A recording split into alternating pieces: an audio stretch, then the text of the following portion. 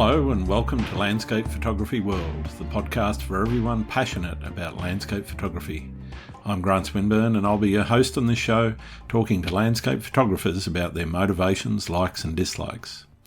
Have you heard that the inaugural Landscape Photography World Awards is now open for entries? Early bird entry is available now at a discounted fee until September 30, 2022. Head to landscapephotographyworldawards.com to find out all the details and how to enter. There's some amazing prizes to be won, and I'll be publishing a book and a calendar with the top images at the end of the competition, so there's plenty to look forward to. Entries close on November 30, 2022, so there's plenty of time to get your entry sorted, but if you want to get into the early birds, do it now. I'd also like to thank the judges who have agreed to work with me and be a big part of the awards. Deb Clark, Victoria Hark, Kieran Stone and William Patino. I certainly couldn't make this competition a reality without their support. Sara Boychuk has been a photographer since she was a child. She photographed on film and was published at a young age. After school, she decided to move into the medical field, following 2 degrees and getting deep into nursing. It was there she was truly reminded how precious and finite life is. Taking pictures freezes a time in life that is never replicated for that brief moment. Time stands still. She cherishes that so deeply and seeks this stillness in everything she does. Living in Canada, Sara gets to enjoy adventures in all seasons. Hiking, kayaking, skiing, snorkelling and a whole lot of general frolicking in nature. We discuss how she made the decision to move into full-time photography and where that journey has taken her, along with a lot more. I hope you enjoy the show. Hi, Sara. Welcome to Landscape Photography World. How are you going? Very good, thank you. How are you? Yeah, I'm pretty good. It's a nice sunny day here in Sydney. Whereabouts are you? I am just outside the Rockies, the Canadian Rockies, about an hour away in Calgary. Okay, cool. I know some people in Calgary, so... Beautiful place. Have you been? I have, yeah. I was there in 2019 in December, so midwinter. It was very, very cool in a lot of ways.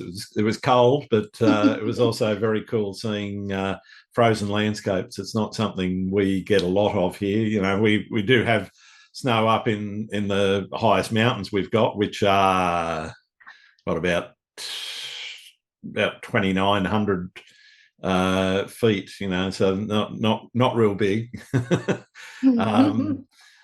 compared to being there in the Rockies. And did a couple of cool things like walking on frozen lakes and managed to get up to the Northwest Territories as well and see the aurora, which was nice. Fantastic. Yeah, that was good fun. Talk to me a bit about who you are and why you got started with photography and why landscapes. All right, I will try to make it as short and sweet as possible. It's a bit of a roller coaster ride. So my photography journey started when I was young, actually. I used to shoot film before shooting film was cool, because that's all we had back in the day. And just shot what I could, and then got really into photography, actually, to the point where when I was about 18, I kind of had to decide between going to like a photography art school or like a medical health science school. And I ended up going for the medical route. Back then, I just wasn't as brave as I would be now. And really fell off the photography train until my second degree. And really what brought it back for me was being in the mountains and seeing what I got to see and just feeling compelled to start telling some stories. And then ever since then, it's been in my hands since. Fantastic. So what is it that you're chasing in your photography? What is it that really drives the fire or lights the fire inside you around photography? I love that question. And my favorite thing to do is seek stillness in wilderness. So going out there in the harshest conditions. I love the middle of the winter. I love putting myself in these tricky situations. Just finding absolute stillness and meditation out there and capturing the calm in that wilderness, that's that's what drives me to get up at crazy hours and stay up crazy hours and bring heavy gear with me. So, would you classify yourself as more of an adventure photographer as opposed to landscape, or in the middle between the two? That's such a great question. And I often think about that because I am capturing landscapes out there, but you're right. I often do have to hike or ski or snowshoe or something. So I'm in the I'm in I'm in the middle. I almost steer away from adventure photography because I don't want people to think I'm tougher than I am or I'm Sure. cooler than I am, but yeah, somewhere in the middle for sure. Cool, cool. So, what's your approach, I guess, to that photography in terms of making art? Um, I guess you start off usually in most people's journeys documenting what they see, and at some point there's a bit of a trigger that goes off in people's heads. It might be gradual and might be where they start, but it's really around how you then start to say, okay, well, now I want to turn this into art as opposed to just here's a photo of a nice scene that I saw.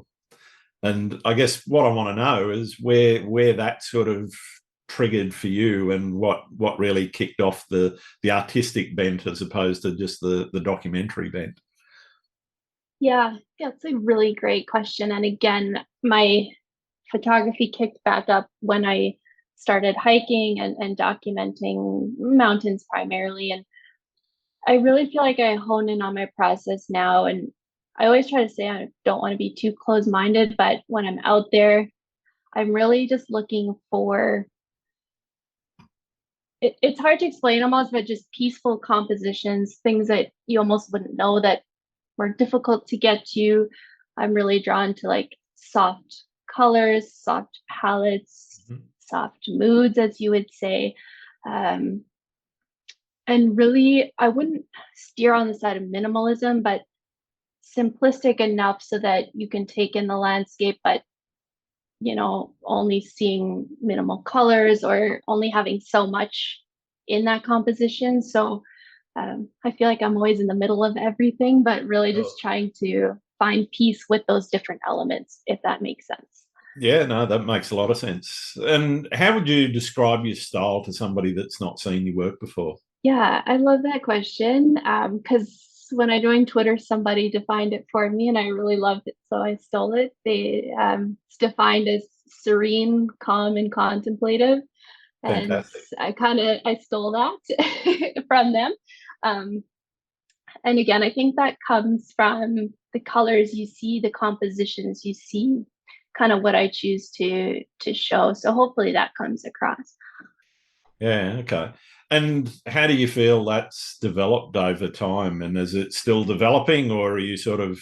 And I don't want to say you're in a rut or anything, but are you sort of settled and happy with that being your style, or are you trying to extend and move into different aspects of style? I love that question too, because I'm so happy that that's what people think of me when they see my work. And I'm really glad I can portray something in my work. But I'm always open to trying new things. And I don't know, I think you can create really great art if you just stay open. So always open to trying um, new work. But I mean, I'll pretty much always get what I'm focusing on right now when I'm out there. Sure, sure. And are you a planner or a more spontaneous shooter? So are you? I mean, obviously, if you're getting off the beaten track and up in some of the backcountry there in the Rockies, you want to do a bit of planning before you go. But are you going out with an idea about, say, there's a particular mountain or particular lake that you want to get to, and you want to, capture that before you go, or are you more reactive to the landscape as you're walking through it? Definitely a planner in regards to a lot of the hiking and the trekking and the locations I want to go, and just kind of knowing generally what I'm going to get when I go up there. But I think it's important to stay open, because of managing expectations, and also because you may just see something when you're there. I find once I'm settled in and kind of seeing the lay of the land a bit more, then I can um, settle into what I want. So definitely planning, but staying open actually in the field. Okay. So how much time would you spend, before going out? Are you spending months, days thinking about where you want to be, or, planning your autumn shots in spring and summer, or are you, more about, okay, well, this weekend looks good, the forecast looks good, let's go. It's such a mix. So, there are some hikes that have just been on my list for so long, and there's just so many. So sometimes it is a year until I get there. So the hike I'm going to do next week technically has been on my list for years. It's just hard to make the time sometimes. So Yeah, there's yeah. definitely that for sure. But with the Canadian weather, for example, sometimes you have to be flexible and Uh-huh. switch up what you're doing. So it's always a bit of both. I try not to be too hard pressed or serious about it. Yeah, fair enough. So when you get out into the field, are spending a bit of time wandering around and just trying to sort out what the composition is going to be, or are you sort of got a pretty good idea about where you want to be and you've done all that planning in, say, photo pills or something beforehand? Yeah, I love using photo pills. I do just find, I don't know what it is, but I do need to be there. I need to kind of be in the environment, walk around, sit there, ingest it, um, just to really get a sense. I just sometimes notice myself if I don't do that. I kind of wish that I could go back. Sometimes I don't have a lot of time in these places, right? So it really depends, but prefer to plan as much as possible and then get there and just really immerse myself and explore. Yeah, yeah. So I guess one of the things that a number of people have asked me to ask some of the photographers that I talked about or talk to is how do you feel when you're shooting? Hmm, that's a great question. Yeah, I liked it. Oh, yeah, that's a great question. I mean, I want to say it's always pure joy and bliss, but sometimes I'm so exhausted. I mean, it depends on, again, I do a lot of hiking and trekking, of course, so sometimes I'm just so exhausted, and sometimes I'm really excited. I mean, I got a piece a couple weeks ago that I was just so excited about I could cry. Like I was so happy. And then for the most part, the standard, I just feel like really just in the flow, just really calm, just really like content, and everything else just kind of melts away when I get focused. Yeah, yeah. And I think that's the key is, that flow state, I guess, that people get Mm. into when they're in the field. And that feeling of just total concentration of going through that process of what you got to do to capture what you want to capture. How much of your success would you attribute to your ability to communicate well? I think communication in anything is key. So truly, when I started picking up the camera again, I didn't even share my work. I truthfully didn't think anybody was really gonna care, to be transparent, and I kind of just started slowly posting it. And I think what maybe have caught on was because I consider myself a storyteller. So and that sounds really simplistic, but I would pair the photos with stories of the struggles I was going through on those hikes, or what Yep. I learned, because I always learned something new. So I kind of paired them together, and I think that's what got people really interested in them. And I don't do that for every photo per se, but those are my most impactful pieces of work when I combine the two. So I'm a big believer in, however you want to get it across with your personality is definitely through Yeah. communication. Yeah. So what Yeah. sort of things have you learnt? That to me is something that's really impactful, is when you go out and you go, oh, I've just discovered something new. What sort of things are you talking about when you say you've discovered something? Oh, it's so funny because it's something different every single time. And I've been doing this for like a decade, but some hikes it'll be, or adventures, it'll be like you're braver than you think you are, or you're a lot stronger than you think you are, or you can push through more than you think you can, or it's okay to have a bad day. Like just anything you could think of, good, bad, ugly, whatever. I really love sharing those little tidbits because even if you don't do those crazy things, they're all relatable to your daily life. So Yeah, yeah. lots of things. Yeah. I really, really like how you sort of linking it to your personal growth and your your own personal story, I guess, as well as the story that you're telling with the images themselves. Yeah. Um, how do you, I guess, put that across to somebody that is new to your work and so forth? Without necessarily telling the story in text underneath the image or whatever, how do you kind of try to get that expression across in the images that you're creating?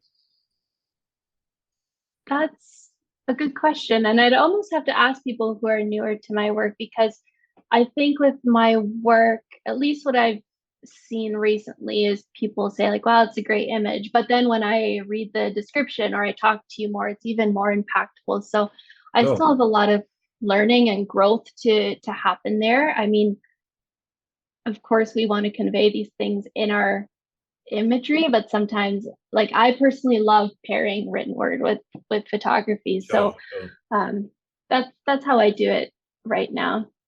Yeah, cool. How do you define success in your photography? Ooh, that's a great question. I Photography isn't the only thing that I do, so I feel like I don't have that pressure that maybe some other people do. So for me, the success is about creating what I want to Mm-hmm. create and telling the stories that I want to get across autonomously. And success really has felt lately like people saying that they're inspired by what I do, either to get outside more or be a little more brave today, or just improve their lives, even if they don't do exactly what I do, just by me being the person that I am. So really just inspiring other people to live their best life, however that looks. Sure, that's fantastic. That's amazing. You mentioned that it's not the only thing you do. So how do you balance your lifestyle, your photography versus, what some people call real life? Yeah. I Yeah. remember, early on, somebody saying to me, "Yeah, well, you can't really do photography as a real job." And it's kind of I know it's a new world now, though. I feel like certainly. I How do I balance it? I'm very tired all of the time, but I'm so fulfilled by it. So I really am just truthfully very strict with my time, and everything that's important to me makes its way in there eventually. And I do a lot of northern lights chasing up here, so if that means I got to be a little tired the next day, have a little extra coffee, that's no problem. Some days are easier than others, but just really being intentional with my time, I would yeah, say. sure. So what is it that you do outside of photography? Yes, something completely different. So I am a Canadian manager for a private healthcare company. So I'm a registered nurse by practice and Mhm. I currently manage nurses. So Yep. I'm still in the healthcare field right now, which Just not allows as me to just hands-on have, as before. Yeah. yeah, and then I can just have my full creative autonomy on the side. So busy, Nice. busy. Nice. Do you try to make any money out of your photography, or is it just? I guess, how do you see it? Is it just a bit of a side hustle slash hobby, or is it more of a passion, and you're driven to eventually make it your main source of income? Yeah, I definitely have revved it up in the past year and a half or so, and actually being able to make some income from it, which is great. I feel like going out of my comfort zone and being on social media more has really opened up opportunities. So I will take on adventurous portrait clients. I will, um, sell prints and of course digital collectibles in the Web3 space. So it's revving up. I also just restarted my blog again just to kind of have that more long form discussion with my work. So I definitely see different paths. And I would love to. I love the Northern Lights, and I love showing people the Northern Lights. So hopefully, I can embed that as well. So just slowly, just keeping it really true to me. Fantastic. Yeah. What's I guess you talked a little bit about having, what was it, adventure portrait clients. Yeah. So talk to me a bit about what adventure portraiture is. Yeah, I mean it's basically like any other portrait work, but I love people who want to hike with me and then I'll take their pictures, or Okay. couples who want photos up on a mountain, say, versus in a studio, like, just spicing up the portraits a little bit because we've got no shortage of good backdrops here. So Yeah, yeah, yeah. I mean, yeah, I've seen people, they get a helicopter up to the top of a mountain to do a marriage proposal or something like that, and yeah. they take a photographer with them, which must be quite an interesting sort of adventure. Is that something you've done yourself, or? Not yet, but I actually just moved to this location almost a year ago now, and they're much more popular here. So certainly would be open if anyone's adventurous and wanting to come. With Yeah, absolutely, yeah, that's really cool. Um, yeah. how do you price your work? This is a question I think a lot of photographers ask themselves and ask others. Ha- if somebody wants to buy your work, how do they engage, and how do you actually set your price? Pricing question. So it depends on what it is, of course. For prints, I try to keep it by commission only right now so that I can see it, have a touch on it, look at it, and send it out, which is a very long process. Yep. So that pricing, of course, is a little bit more, just being able to, of course, cover the cost of the print and get it to that individual.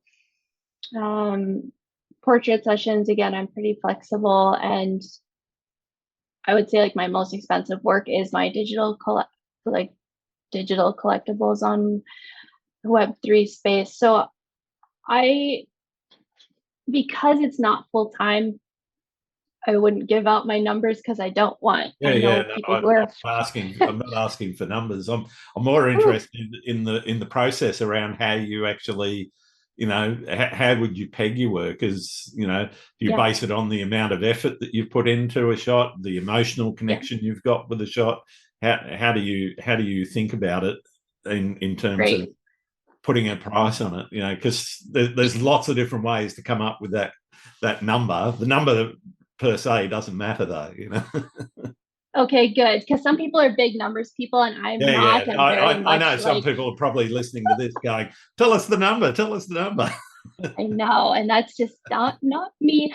So it's the same with gear kind of thing. But uh for work, I do put a bit of a quote unquote premium on stuff that takes more effort, only because, and that might be controversial, but honestly, if I'm going out there and I'm hurting and I'm in pain and, I'm struggling for it, I am going to put a little bit of a premium on it, versus like a parking lot shot. And that's just because that's what I do. And then depending on other work, it just again depends on maybe the time involved and things like that. But a lot of what I do, I just talk to either the client, collector, this, that, see what they're looking for, and then I go from there because I have that flexibility right now. Sure. And I guess a part of it might also be the uniqueness of the composition or something like that as well. Yeah, certainly. Where do you like to shoot the most? Obviously, the Rockies is, a massive area, and I'm not asking for your secret spots, but give me a general direction. Is it Banff, Canmore? Is it Jasper? Is it further north up in the further reaches? That's a good question. I love shooting in Kananaskis. I love shooting Banff, Jasper, anywhere in the Rockies. There's so many hikes here. I haven't gotten bored and I've done a lot of them. So I really like just shooting here. I'm so happy that this is my home. I also really enjoy the north, which I know you mentioned you visited. I need to spend more time up there, but that's a really special landscape place too, I think. Yeah, totally. And, particularly some of the areas in the Northwest Territories are quite different to, that when you get into the sort of, what do they call it, the Krumholtz sort of landscape where the trees can't grow more than about 1.5 feet, 3 foot maybe, in height. And, you've got the tundra and everything around. It is a very different landscape to what you see in the Rockies. Mm-hmm. What's the furthest you've traveled to get a shot? A lot of my treks are 100 kilometers at a time. So if we consider those, but if we're talking actual travel, the Dolomites were on my list for a very long time. And I finally got to go this summer. And the primary reason was for photography and hiking. There was really good food though. So okay, cool. Have you got any favorite locations that just keep drawing you back? And if so, not asking for the secret spots, but are there, what is it about those spots that draw you back? Is it that you haven't nailed it? Is it it just something that you really want to just keep shooting? Yeah, there's a few special mountains where I just feel like the views are world class and I could go a million times even if I've got shots. I'm particularly drawn to any landscape with ice. So either like frozen lakes, frozen bubbles, ice caves, snow caves. I just think a lot of people don't love shooting in the winter, so I love getting out there and it's really quiet. But it's just such a fleeting thing that I'm really, really drawn to it. And I'm really excited that it's almost winter right now. Mm-hmm. So I guess where you live influences what you shoot. Obviously, you just rattled off mountains and, the ice caves and frozen lakes and so forth. Does it influence how you shoot? Does it influence how I shoot? I would like to think not, but our styles are always influenced by so many different things. Even when I travel somewhere else, I do carry my styles with me and what I'm looking for. Excuse me, but that's a good question. What do you think about that question? Well, I think some people, for me, I do a lot of seascapes. So at sunrise, sunset, more sunrise than sunset, but that means that I'm always working, usually, in most conditions, with high dynamic range, which then sort of says, okay, well, I can either use grad filters, which I don't own, and because I don't own them, I then kind of have to bracket shots. So that's kind of what I'm talking about in terms of, where I live, and therefore what I shoot influences how I shoot to a certain degree. And I'm just sort of trying to, link those relationships between place, subject, and technique. That's actually really interesting. And I'd have to see what other people say, because I'm in such a zone right now where I'm shooting the same thing, the same concepts, and then even my travel plans are all based around the same concepts. I haven't shot something different in a while, but certainly it would change. Of course it would. Mountains require certain, lenses. Definitely, again, sunrise, sunset, and night photography. So a lot of that's transferable, but I'm so used to shooting like big mountains, big caves, things like that. So there's certainly some gear and technique involved that I probably don't even think about because I do it so often. Yeah, and I guess, and that's what interests me is, what are the things that you don't normally think about, because they're just so automatic, and that's one of the reasons why I asked that question, is because for a lot of people, well, I go and shoot these, let's say it's waterfalls, I go and shoot these, so I'm always shooting, or mostly shooting that, maximum 1 to 2 second exposure. I'm always, making sure that I'm managing, shooting for the highlights, but managing what I'm doing in the shadows and so forth, because those sorts of environments require you to shoot a certain way.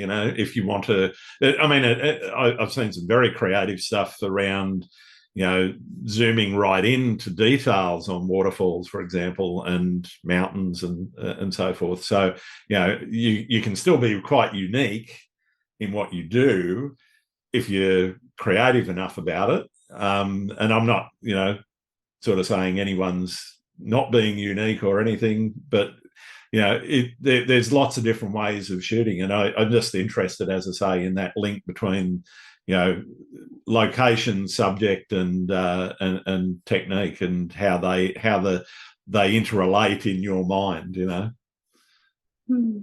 Such a fascinating question, and I was thinking about that while you were speaking as well. I recently bought a telephoto and I started lugging it up on hikes, because just trying to get, again, just like you said, just trying to switch it up and get different things. And yeah, sometimes you'll bring like different pieces of gear to switch it up. I think sometimes we do get really used to what we're shooting and we can almost go on autopilot. So you got to keep it fun and switch it up. Yeah.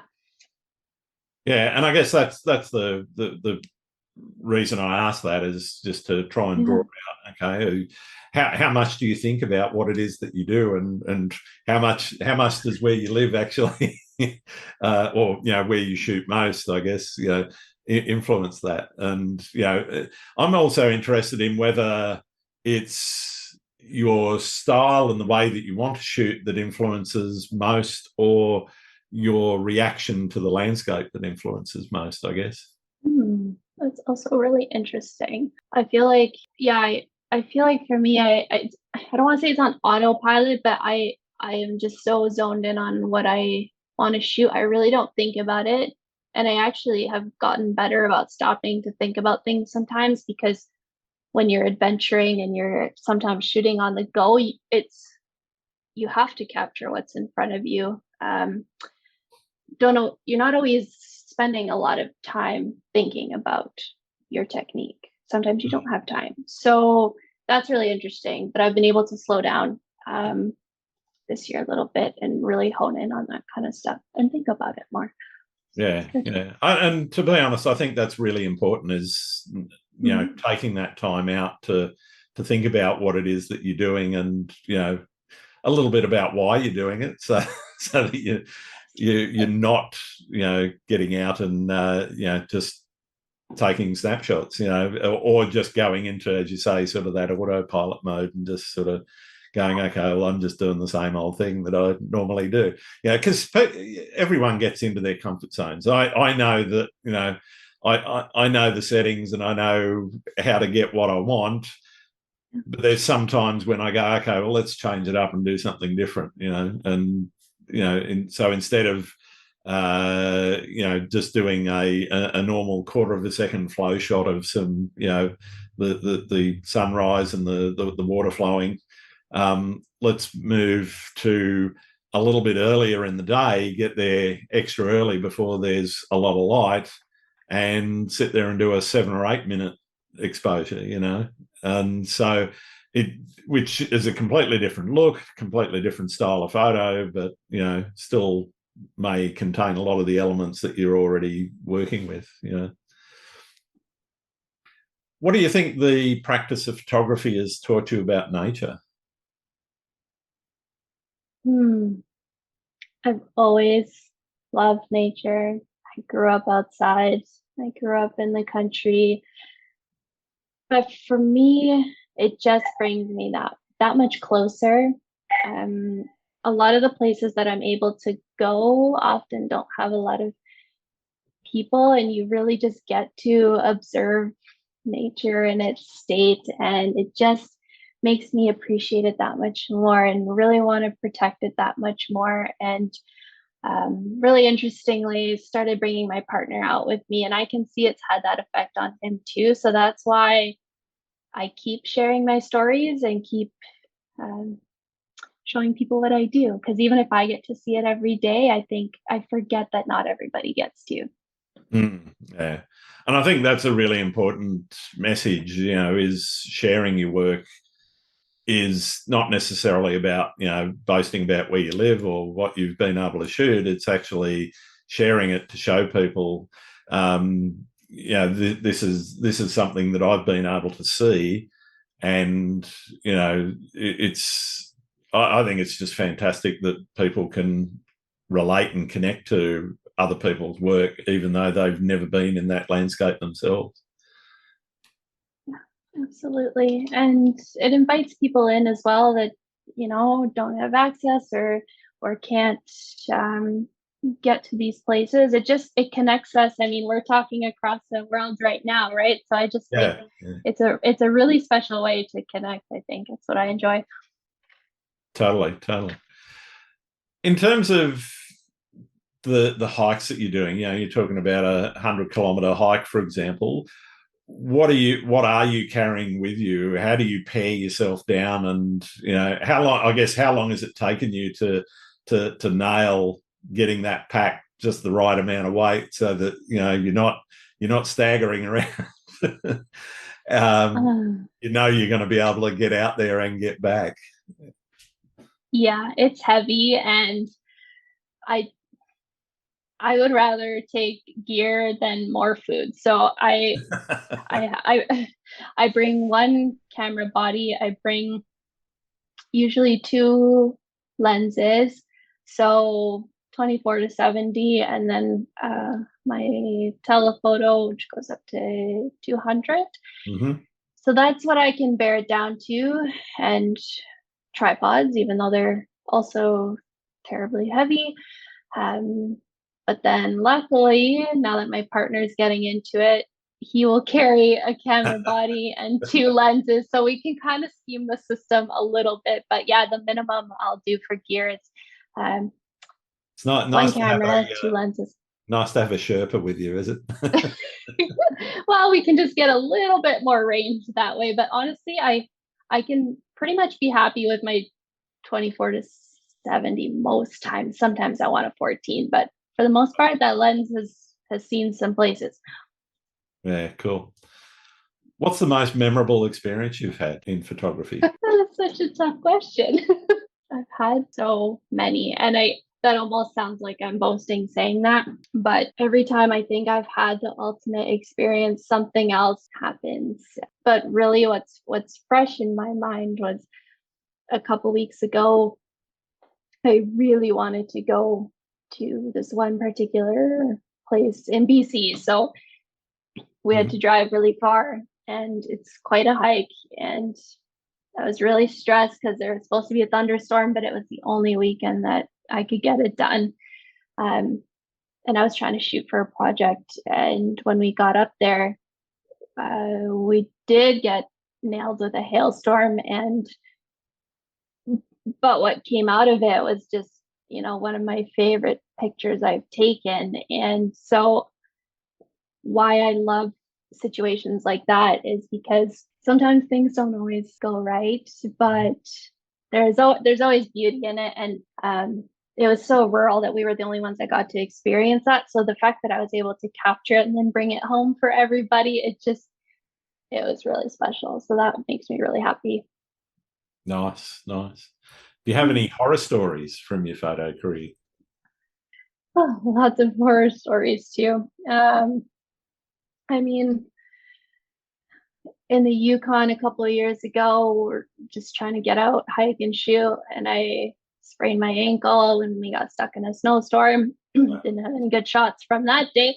There's been a few hikes where I just had to turn around because it was, conditions were bad, too dangerous, seen a few bears on the trail, stuff like that. No shortage of fun stuff out there. That's something that we don't really have to worry about here in Australia, for example. Maybe snakes and spiders and things like that. But Yes. how do you handle coming face to face with a bear? Have you ever come face to face, or has he just been up the trail and you've sort of turned around and gone the other way? Yeah, I'm so jealous because I feel like a lot of other people's photography experiences are so much more pleasant. But yes, I've been about 5 feet away from a bear. So we were doing this hike in BC, went to the summit for sunrise, got our shots, came back down.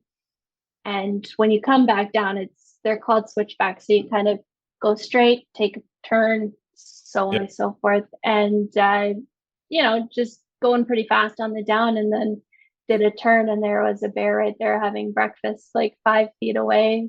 Wow. And I mean, you always know they tell you to stay calm, but when they're right in front of you and they're so big, Different I mean, story. Yeah. it's a different story. They're so beautiful, but luckily he just wanted breakfast and we just had to wait it out. So no problems there. But honestly, whenever I'm out there, I'm always looking behind my back just in case. Yeah, I remember my daughter. She spent some time in Canada and came across a bear. She was actually coordinator at one of the summer camps there in not far from Calgary. I say not far, probably about 200 kilometres away from Calgary. But yeah, they came sort of face to face with a bear in the camp. It was a juvenile. It came wandering through, and they were a bit freaked out. It's scary. They're pretty big in person, but for the most part, they're doing their Yeah, own they're thing. not really interested in what we're doing. I guess they're just No. trying to get around and get something to eat normally. Yeah. I guess one of the things I'm interested in for everyone that I talk to is the importance of goals and projects. And I know some people, define projects differently. For me, a project could just be one shot that you get. It could also be part of a larger portfolio of work. I guess, how do you define your goals, and how do you work towards building those projects and managing your time and effort in completing them? Yeah. And I do think the balance of goals and being open can lead you to the best opportunities. And, this year I've really just been focusing, my goals have just been to get the best shots ever. I moved close to the Rockies. I mean, it's been a wild year of just getting shots that I've always wanted to. And I'm going to continue to do that. I have a long list on my phone that never ends. Um, I also have other bigger goals of, facilitating, workshops or help for people who want to come and experience it. Maybe people who like hiking a little more. I really love showing people the lights. I think seeing their face for the first time is so special. And I love teaching people how to get a shot they can at least go home with. So integrating that hopefully. And, I just love talking to people about photography again, because I think at least like for my work and the impact I want to have, sometimes the words have to go with the shots. So really just focusing on, growing the blog in written form and also speaking about it. So that's where I'm at. Mm-hmm. Cool. What's your routine when you get on site? You've, hiked 50 kilometers, for example, and you're at this beautiful lake with a mountain behind it and you're seeing those reflections. Are you straight into it, drop the tripod down, put the camera up and away you go? Or are you more contemplative and take your time around setting things up first? Yeah, it depends. I really prefer to do the contemplative route. Usually need a little break, get my surroundings, walk around and get the best composition. And of course, depends on the time of day. Mm-hmm. So there is that little bit of like settling in as much as possible. Sometimes you don't have that grace Yeah, period the and you light's just going gotta off and so you don't always have that, but yeah, if I had a preference, I would definitely. I just feel like I don't know. It just takes me a little while just to see my surroundings and make sure I go home with something I'm happy with. So yeah, usually take a break, settle in, have a snack, and then start looking for compositions and where I am. Cool. So you've nailed your shot and you've got home, you've hiked 50 Ks back and got in the car and got back home. Are you too exhausted to get into editing straight away and you leave it for a while, or are you so excited that you got to get into it?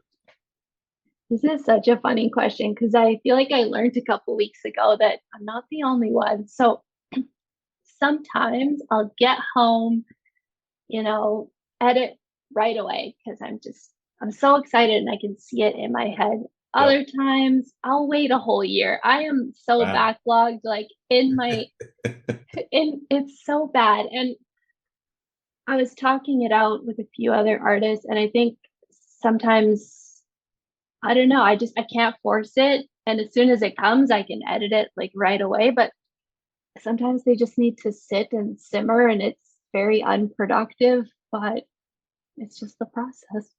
Yeah. So are you tweaking? Are you, making major edits? Are you doing lots of focus stacking and, lots of layers, or are you more into minimalist editing? Great question. I lean more on the minimalist edit side, but I know there are people who are more minimalist than me. So a theme of this talk seems to be I'm in the middle. So I definitely go, I mostly hang out in Lightroom. I'm not big into Photoshop. The reason why I work so hard for these pictures is to try to get something that felt close to what was there, just Sure. personally. So really I, minimal colors, tones, really looking for like those soft tones and colors and just color preferences. And, for like the Northern Lights, I have like a certain um, way that I like them color graded, but that's usually where that will end. Yeah. Okay. What about printing? You mentioned, doing prints for clients. Do you print your own work for your own walls, or? No, so I do use a printer and I use a couple, one from the States and one from Canada. And my favorite thing is metal prints. So Yep. I always love telling people about those because those are so impactful and so I'm addicted beautiful. to acrylics myself. So Oh, yes. Yeah, just something so extra special about those. But yeah, again, prints are um, mostly handled externally. I'm not yeah. that skilled in the office. Well, I guess I mean, it's a bit of a dark art, and I'm certainly Mm. service myself. Are you doing a lot of work to prep an image for printing beforehand, and what's the conversation like, I guess, with your printing services?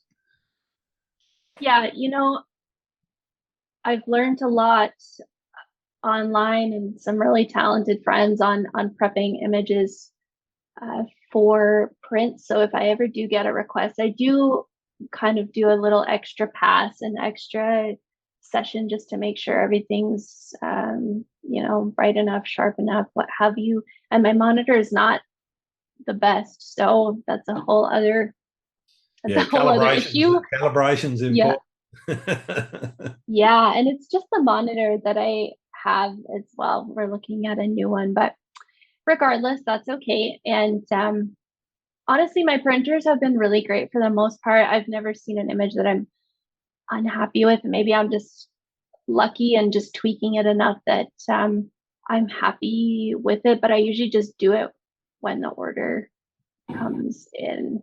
Sure, sure. Have you ever hit a creative wall? And if so, how do you Mhm. handle it? Yeah, I don't want to say often, but I feel like we should normalize hitting walls. I Once I moved to a beautiful place, I thought I'd be inspired 24/7, and some days I'm not. And even if I hike to a beautiful place, like sometimes I really just am exhausted creatively, or we've just been out shooting for weeks at a time, or the northern lights have been so frequent that I'm just, I feel like I'm at a block. So yeah, I think it's totally normal and totally common. And what I find has been helping is just going to other places, and kind of like we were talking about before, going to places I normally wouldn't shoot. We normally go north. A couple weeks ago, we went south, and just changing up your environment, I think, can really help, at least for myself, anyways. Yeah, yeah. Yeah, I think it can kickstart, a bit of a fresh location, or a fresh look at something different. For example, I mean, one of the ways that I try to do that is I mix it up between sort of getting into the city, because we're here in Sydney. You've got the harbour and all the rest of that, so there's usually water involved. Sorry about that. I'll have to edit that out. Usually water involved, but I tend to mix it up between getting into the city, doing a bit of street photography, doing seascapes, going and doing waterfalls and whatever, and just that in itself, that's aside from then longer trips where I might get out of town and go somewhere really different. Is a really good way of, I think, mixing it up and just keeping yourself and your creativity fresh. Because, you do, if you keep going to the same spot, you're going to get the same shot. Yes, absolutely. So what do you think is the biggest challenge facing photography right now? I think photographers have had always so many challenges, and I really respect so many talented colleagues that I'm lucky enough to know. And something that I see on the outside, I mean, for myself too, it doesn't bother me as much, is that I still don't think it's valued the way that it should be. And part of that could be because of communication techniques, but it's really, I know how much work goes into it, whether you hike or not. I know how much work goes into it. And yeah, people need to not be shy about inviting people in, to letting them know how much work they're putting in. Yeah, I think it's important to let people know that. It's very difficult sometimes and this goes to where people, professional photographers in particular, trying to get clients to understand the value that is placed on the work, because a lot of people just think in terms of phone photography, or even point and shoot photography. Well, you just turn up, you push a button, happy days. There's your photo. That's all you got to do. And I was actually talking to a friend of mine, and he was asking whether or not I'd be interested in shooting a sporting team with them. And I said, well, yeah, what are you going to do with the images and so forth? And he said, well, I'm happy to pay you. And I said, well, what are you happy to pay me? Because you might not like what I tell you. I'm going to charge, you know. And I didn't, you know, end up charging him. Went and did the shoot and whatever, but you know, because he's a friend. But and they weren't, you know, using the images commercially. It was more just for the team. But that conversation, you know, I showed him just the Google search average hourly rate for photographers in Australia, you know, showed him that, and it's nearly $350 an hour, which surprised me that it was, you know, quite as high as that myself. But you know, if that's the average, what are the expensive guys charging? You know, and but yeah, it kind of blew his tiny little mind in sort of saying, okay, well, yeah, it's a little bit more expensive. And he said, how do you charge that? Well, I said, yes, there's the time going out and doing the shoot, but then there's the processing after. So, you know, let's say I take 150 shots, you know, that could be, you know, say even if I went minimal and I nailed everything in camera, you know, probably 10 minutes per shot minimum. So, you know, 150 times 10, we're talking 1,000, you know, 50 minutes. It's a lot of time to spend on, you know, putting your images together. And that's where he sort of started to click. And I think, you know, that's a message that a lot of people, you know, don't register sometimes. Absolutely. Yep. And again, I think along with that too, just a little bit of a challenge I see again is because there is so much variability, which I mean, that happens in this kind of freelancing creative world. So just being able to really nail down your why and communicate that effectively, then I think that helps. That's certainly a challenge. Yeah, definitely.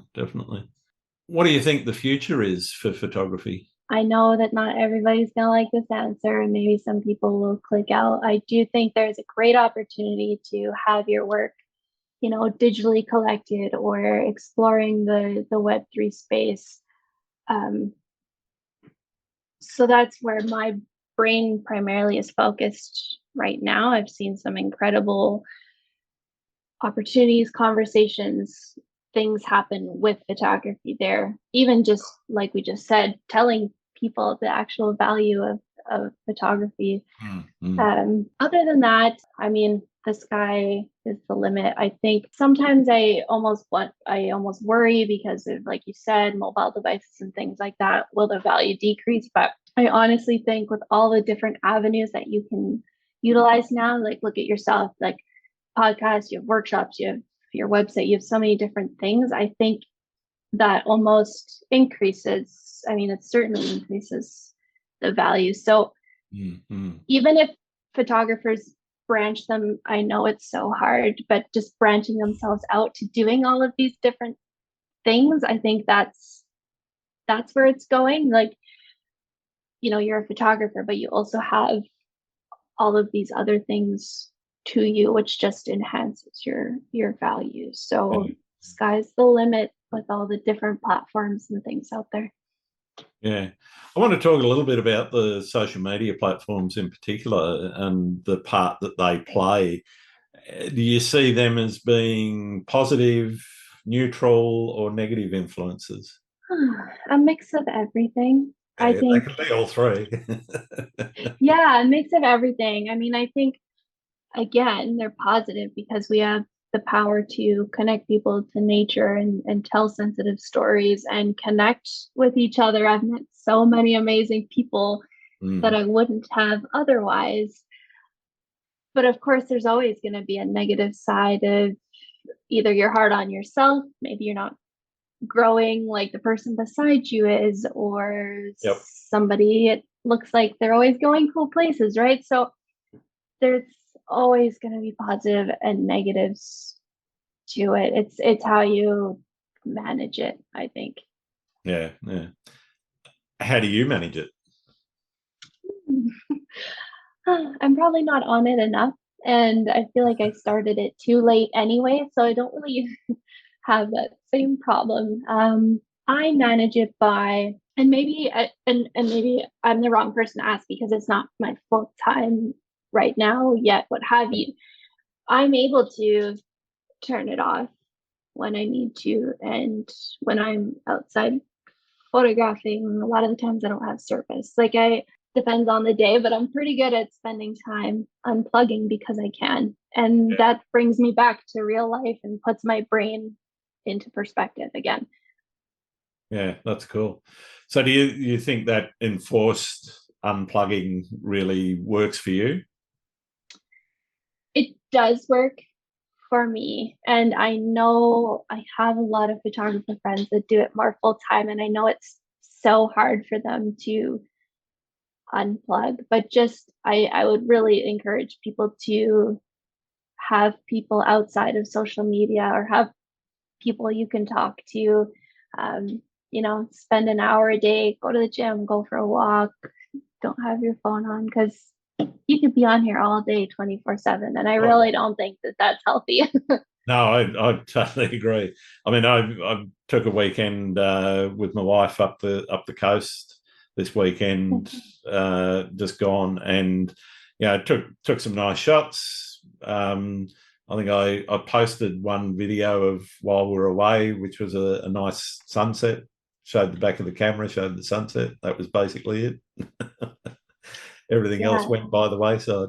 that's great. And do you find it hard to un unplug like that? Yeah, Like, do you feel like sometimes. yeah?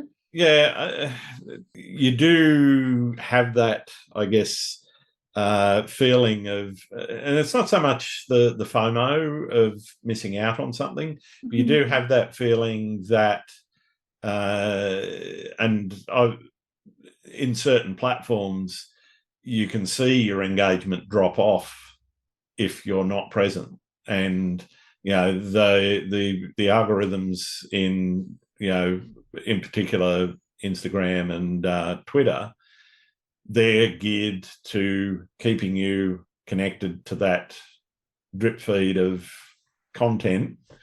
And if you're not engaging with it and you're not engaging with other people and they're not engaging with your work, well, if you're not doing the first, the former doesn't happen. So, your engagement drops right off, and it's very difficult if it is your business, I think, to and you want to get your work out there, you want to let people know what you're doing, and you want to let people know about your workshops, or you want to let them know about a competition you're running or something. It can be quite a challenge, but I think for me, unplugging's a very healthy thing too. I don't really have a major problem doing it if I choose to, and it's making the choice that's probably the hardest part, to say, okay, well, it's just time to take a break and get away for a little while. What's your favorite thing about being a photographer? My favorite thing, I have a few favorite things. I love getting outside. I mean, I'd get outside regardless, but I love that extra push to get outside. I love sharing the stories again, the good, bad, and ugly, and seeing people's reactions and connecting to people. And again, just inspiring people. I think at first I used to think sharing my art was a selfish endeavor, and that's why I didn't really do it. And then now seeing that it can impact people is one of my favorite things and why I keep going for sure. Sure, sure. What's your least favorite thing about being a photographer? Do I even have a least favorite thing? Um, that's a Cost really of good gear. question. Yeah, you know what? It's so bad I don't even think about that kind of stuff.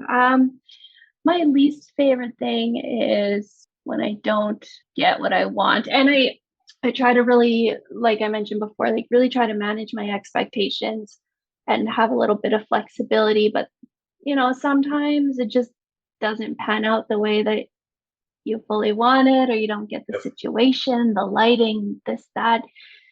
So that can be frustrating, especially when you've been staying up waiting for the lights for days or something like that. Yeah, it can get you down. Yeah, definitely. Are there any photographers that you think I should be talking to? Grant, I was looking at who you've already interviewed, and you've interviewed so many amazing people already. This is a lot of hours for me to catch up on, but I'm gonna Well, I'm gonna have to send you. you got plenty of time when you're hiking, surely. Exactly. I was looking through, and just so many people I know and love their work. So I'm gonna have to send you a list after, because I'm impressed That's at how fine. many people you've interviewed already. Well, you're number 64, I think, now. So, yeah. Wow. Yeah. I'm not a patch on Matt Payne, though, with his 280 odd episodes or wherever he's up to. He Yeah, started a bit before me, though. So. yeah, and that's really amazing, and it's something really unique. And you know, I'm curious, like, why you kind of alluded to about why did you start a podcast, and what's your goal? Like, you want to get to 100, 200? What do you think? uh, I guess why I started was we were in a very harsh lockdown, couldn't move more than 5 kilometres away from the front door. I live in suburban Sydney, and it's not very inspiring for my type of photography. Yeah, I know there are photographers that go out and shoot telegraph poles and street lights and, shopping centre car parks and shopping trolleys and whatever. And that's their thing. That's just not my thing. So I was kind of looking for, and it ended up being, what was it, 165 days like that. So I was just looking for a creative outlet because I couldn't go out and stand knee deep in surf and take seascape shots. So it was really born out of that lockdown and born out of the desire to do something creative. And I thought, well, I've done a little bit of sound production in the past before, so I got a bit of an idea about what I'm doing. Not much, but a bit. And it was really just about that creative outlet and a desire, I guess, to talk to other creative people and find out what made them tick a little bit. And I guess what the goal has ended up being, that the initial goal was really just not be bored, not be I guess stifled by the lockdown that we had, and to be more creative. Or where it's going, I guess I see it also as a means that I can use it to promote my work, promote other people's work, which to me is also an important thing, because I really get a lot of joy out of seeing other people get success too.